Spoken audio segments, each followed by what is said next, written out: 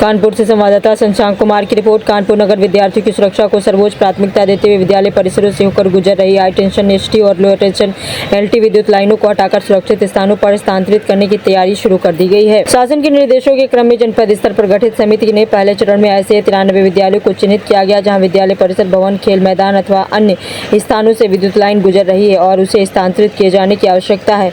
सोमवार को सैयाघाट स्थित नवीन सभागार में जिलाधिकारी जितेंद्र प्रताप सिंह की अध्यक्षता में आयोजित समिति की बैठक में इस महत्वपूर्ण विषय पर विस्तार से चर्चा की गई। बैठक के दौरान चिन्हित विद्यालयों का शीघ्र स्थलीय सत्यापन कराने तथा विद्युत लाइनों को सुरक्षित स्थानों पर स्थानांतरित करने की कार्रवाई समयबद्ध तरीके से शुरू करने के निर्देश दिए गए।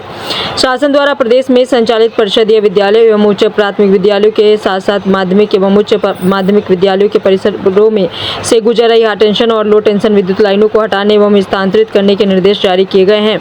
इसका मुख्य उद्देश्य विद्यालयों में अध्ययनरत छात्र छात्राओं की सुरक्षा सुनिश्चित करना और भविष्य में किसी भी संभावित दुर्घटना की आशंका को समाप्त करना है।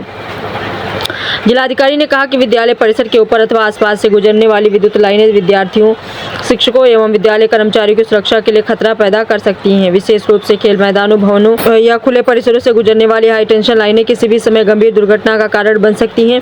ऐसे में शासन एवं मुख्यमंत्री के निर्देशों के क्रम में राजकीय और सहायता प्राप्त विद्यालयों के परिसर से गुजर रही एचटी एवं एलटी लाइनों को निःशुल्क स्थानांतरित करने की व्यवस्था की गई है। बैठक में बताया गया कि जनपद में गठित समिति द्वारा पहले चरण में 93 विद्यालयों की चिन्हित किया गया है। अब इन सभी विद्यालयों का स्थानांतरित निरीक्षण और सत्यापन कराया जाएगा। इसके बाद जहां भी विद्युत लाइन को हटाने अथवा स्थानांतरित करने की आवश्यकता पाई जाएगी वहां विद्युत विभाग एवं संबंधित विभागों के आपसी समन्वय से आवश्यक कार्रवाई की जाएगी। आइए देखते हैं आगे की रिपोर्ट। कानपुर से संवाददाता शशांक कुमार के साथ।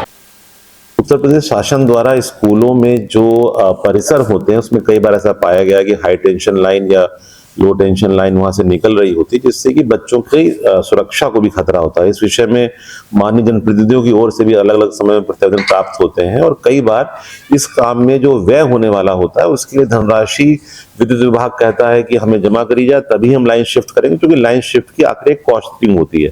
इस विषय में माननीय मुख्यमंत्री जी द्वारा जो निर्देश दिए गए उसके क्रम में स्वयं इस समय ऊर्जा विभाग जो हमारा है, विद्युत विभाग है, वो खुद ऐसे आवेदन मांग रहा है जिसमें किसी भी जो राजकीय विद्यालय है, हमारा एडेड विद्यालय है, उसके परिसर से अगर कोई भी अगर लाइन जा रही है एलटी या एचटी, वहां के तारों को निःशुल्क शिफ्ट किया जाएगा। इस विषय में शासन ने एक समिति जिलाधिकारी की अध्यक्षता में बनाई, जिसकी मीटिंग आज यहाँ 24 अगस्त में नवीन सभागार सरसैया घाट में मैं और सीडीओ साहब और हमारे एसई साहब दोनों दक्षिणांचल के भी और कैस्को के भी और अन्य अधिकारियों द्वारा भाग लिया गया है।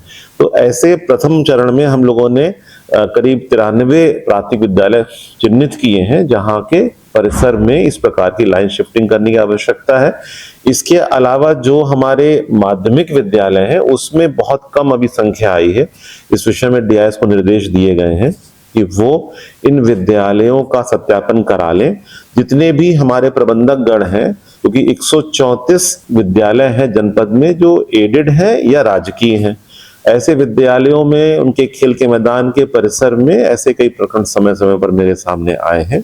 उसी क्रम में हमारा प्रयास है कि जब उत्तर प्रदेश शासन ने एक अच्छा मौका दिया है कि विद्युत विभाग निःशुल्क अपनी लाइन शिफ्ट करने वो तैयार है, तो उसमें हम लोग चूक ना हो जाए।